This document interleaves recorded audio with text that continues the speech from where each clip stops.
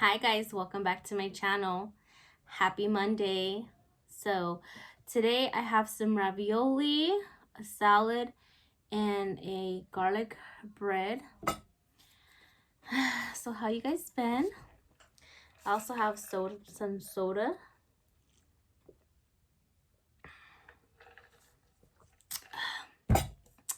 Let's dig in before I start talking about my true crime today. These are really good.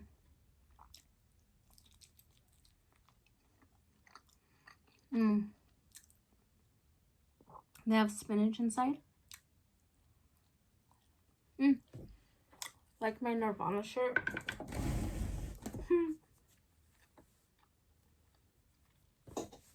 I saw it and I was like, oh, I got to have that shirt.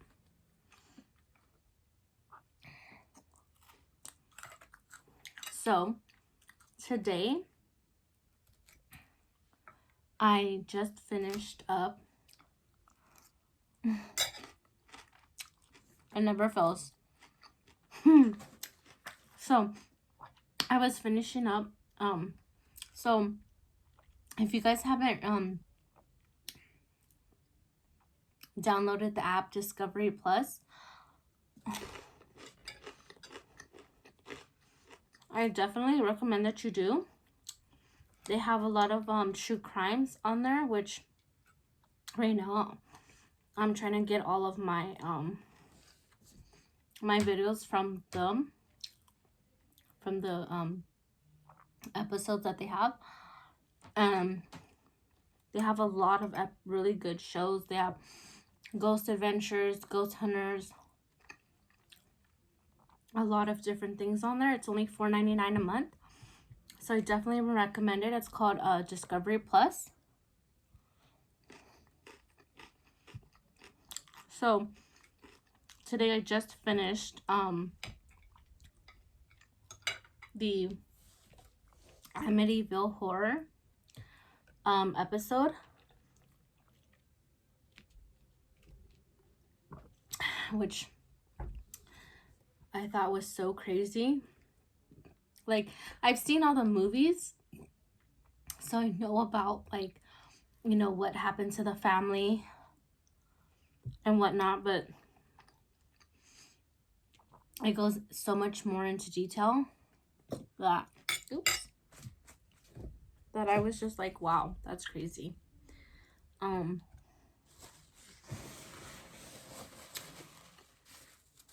So on November 13th, 1974, I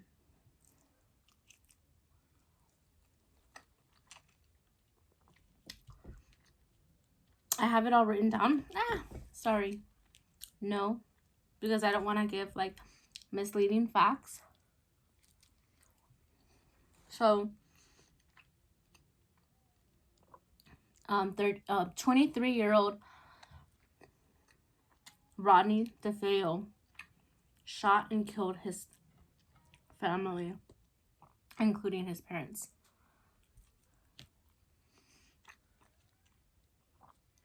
He also killed his 4 siblings.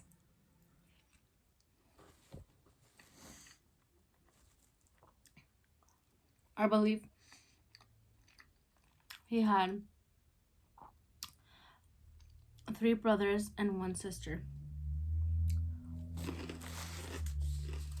No, let me tell you, when they showed his picture, he definitely looks psycho.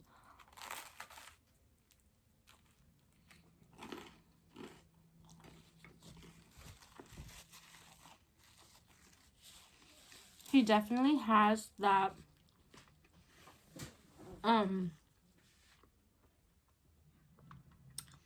Charles Manson vibe.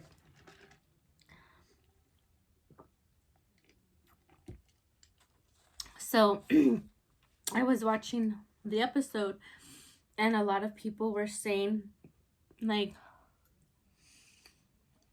basically that it wasn't true, that the house is not haunted.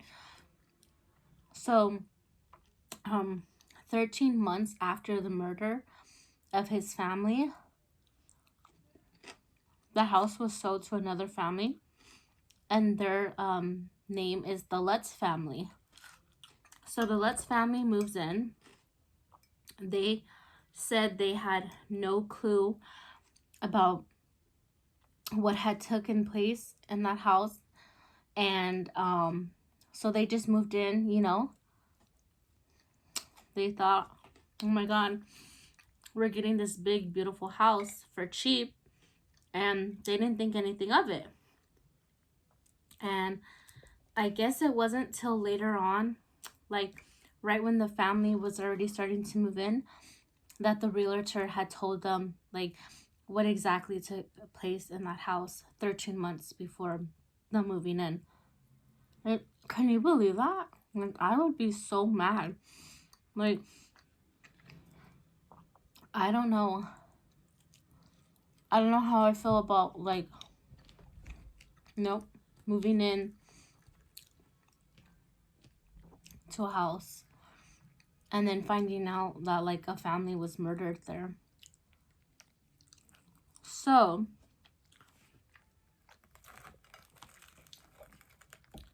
he was sentenced to life. He was basically saying that the house made him kill his family, that he had heard voices in his head telling him to kill his family, that he did it. So he went to jail. The thing about it was he killed his family, and right after he killed his family, he went to a bar and drank, got so drunk, then came back home and pretended to have found his family shot and murdered. And he ran back to that same bar saying that, come help me, my family's been murdered. He said that it was the mob that had murdered his family. So he was just telling like a bunch of lies. Then they said like it's crazy how such a good actor he was, because when he went down to that same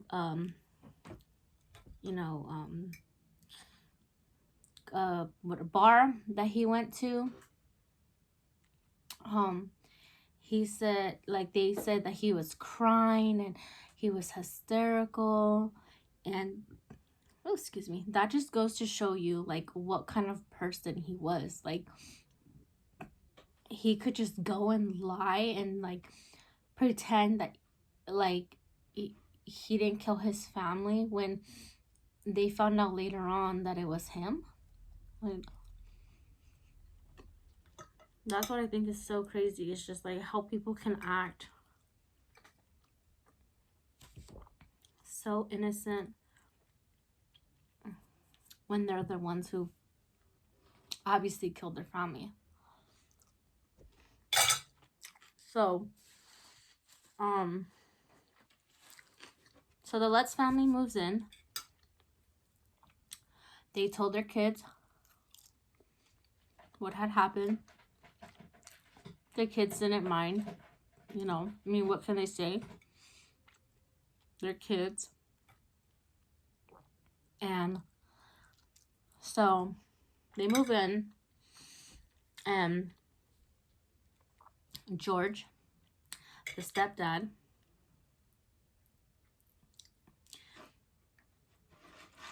he was saying in the documentary that he had a friend who was a priest, that his friend came and blessed the house after they found out, you know, that there had been a murder. My sister's cat, she's trying to get some water. So he came to the house. He was blessing each room, and when he got to the room where Ronnie DeFeo had shot and killed his brothers, the priest had said that he heard a loud voice saying, "Get out." He said that it was so loud and so ominous that he left, and the Lutzes didn't understand like why he had left, because he wasn't done blessing the house. And so when I guess they got a hold of him, they asked him like, "Why did you leave?" And he basically told them like what had happened. Like, he heard the get out voice, and he told them like, whatever you guys do, like, you need to leave. And of course they couldn't just leave. They had just bought the house, so all their money had just went into buying that house. So you can't just get up and leave. So they had to stay.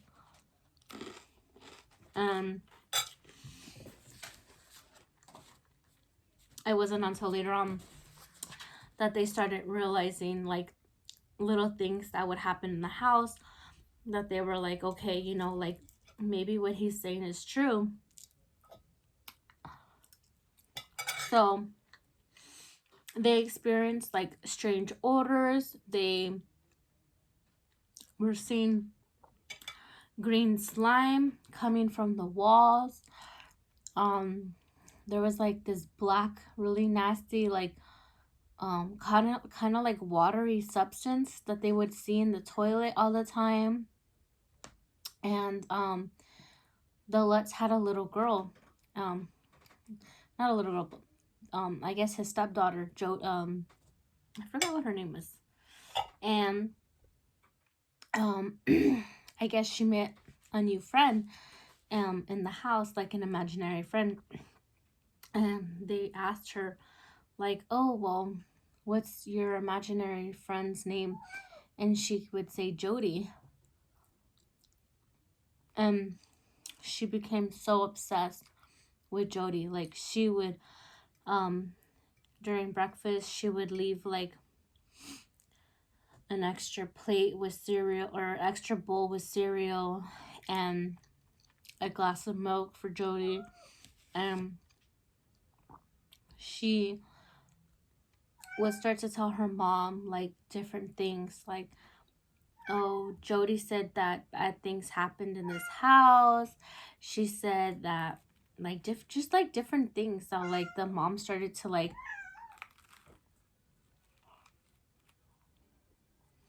think was odd, you know, like, why is my daughter saying this, and like where is this like imaginary friend coming from, you know? So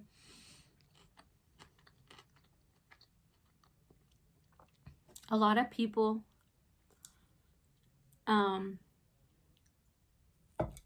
started to find out about the house, like news outlets and people around town were starting to find out about the house. And the family only lived there for 28 days, and then they left. I guess the priest came back. He blessed the house, thought that things would be different, and things only got worse. And so things started to escalate. Like, George was waking up every morning at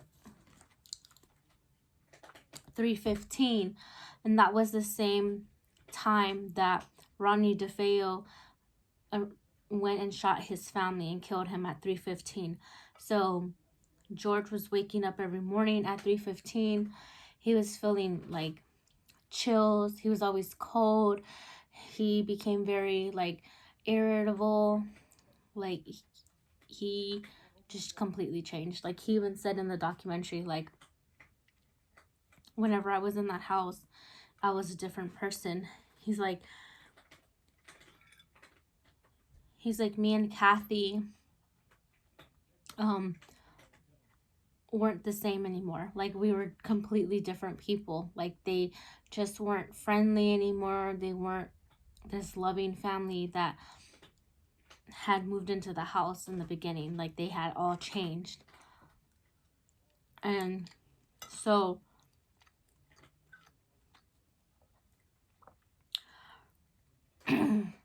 I guess that's when they got a hold of the Warrens, Ed and Lorraine, which I love them. I think they're goals. They contacted them and they let them know, like, this is going on, because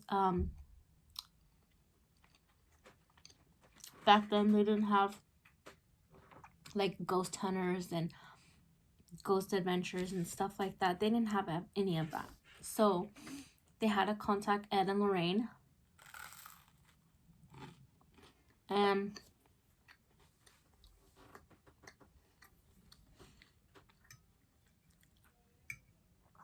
they went to the house. And it's funny because I've read one of Lorraine's books where she talks about the Amityville horror, and she says that that house was one of the worst houses that she had ever been to, because she said there was like so many different negative spirits there that it was just so exhausting every time she went back. And like, I think the last time that she went back, she said, like, I'm never coming back again. Like, she said that till this day, unfortunately, I think she passed away last year, but she said that she would never return to that house, that that house had something evil in it. And people really started like not believing the Lutzes. They thought like that they were just making it up. And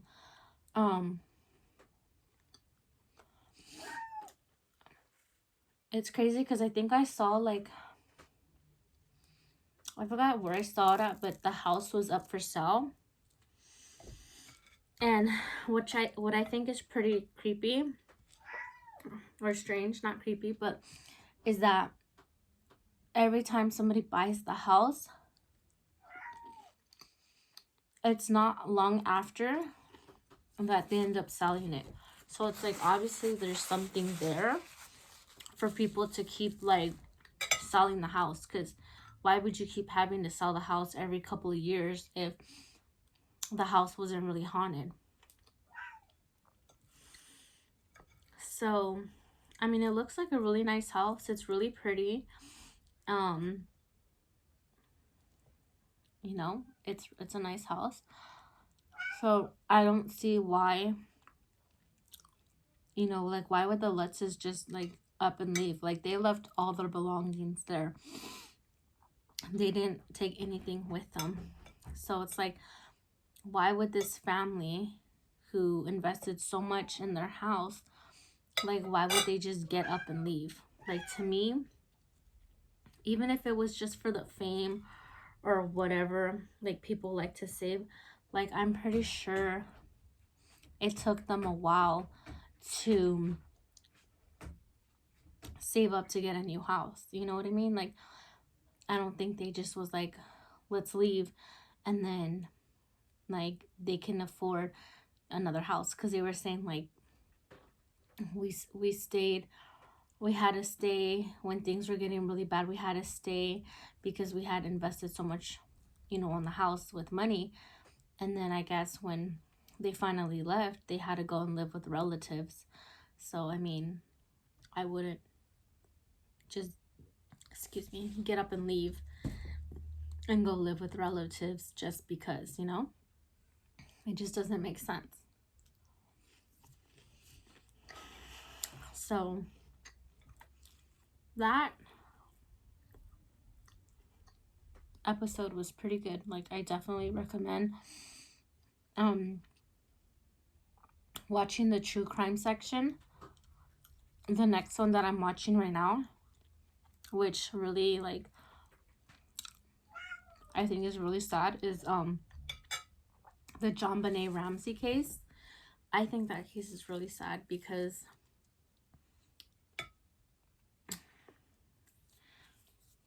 she's around my son's age. She was murdered. They never caught her murder. And I think it's really sad. Like, she was a really beautiful child, and like no child deserves to die or go missing or anything like that. So when I watch true crimes about little kids, it kind of like hits home for me because it's like I have a son, so it's like I know how those parents would feel to lose their child. You know, it's like, it's a feeling that just like, I feel like no one should ever have to go through. But unfortunately, it does happen, and it's just like, I don't know, it's crazy, you know? But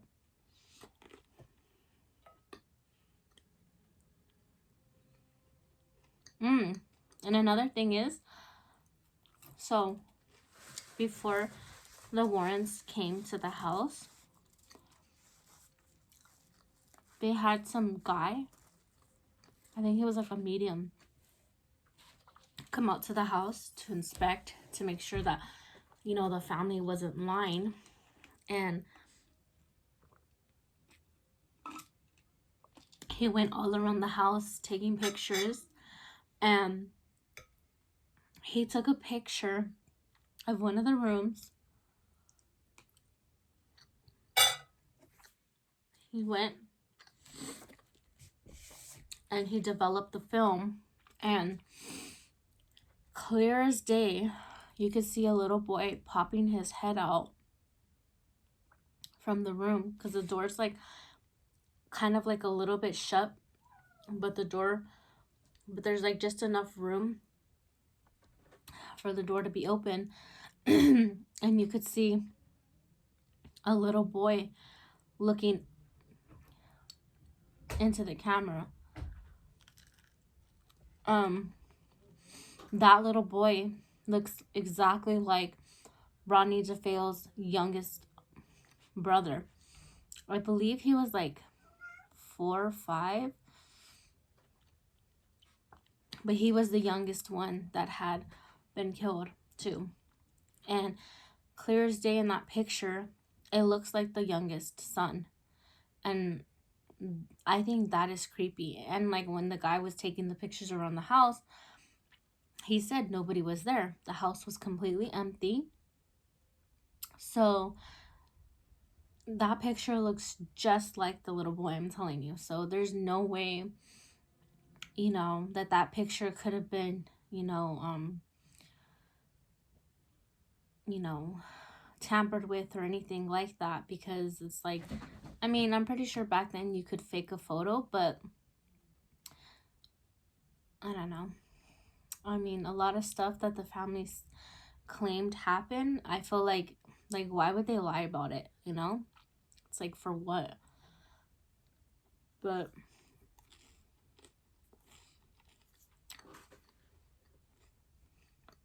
I definitely will bring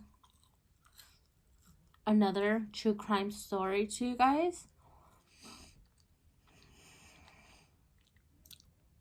I just want to watch enough of them and then get like all the correct information, everybody's name and everything like that. I don't want to like miss details or miss names. So I definitely would want to go to that house, and I would definitely buy that house. But I wouldn't live in it. I would just like probably open like how Zach from Ghost Adventures, how he opened that museum of like haunted objects. Like I would probably just like